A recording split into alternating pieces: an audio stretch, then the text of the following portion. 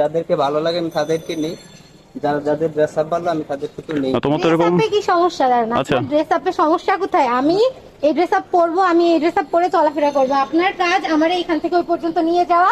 আপনি নিয়ে যাবেন, আপনি কেন নিলেন না? আমি নেব না।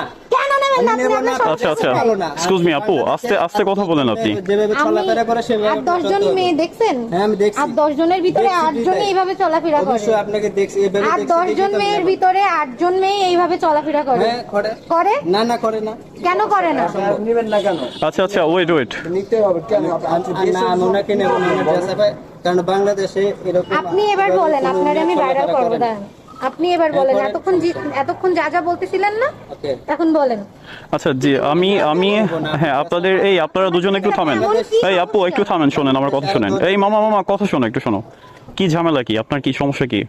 আমি বলতেছি আমি এখান থেকে ওই পর্যন্ত যাব, হ্যাঁ। উনি আমাকে বলতেছে নিবে না।